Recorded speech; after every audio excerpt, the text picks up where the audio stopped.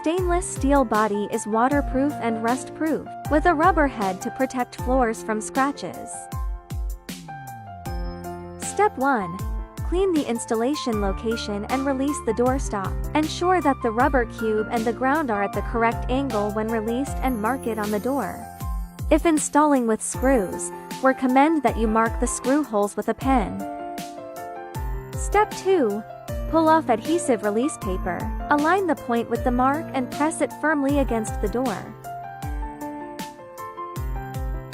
12 hours later.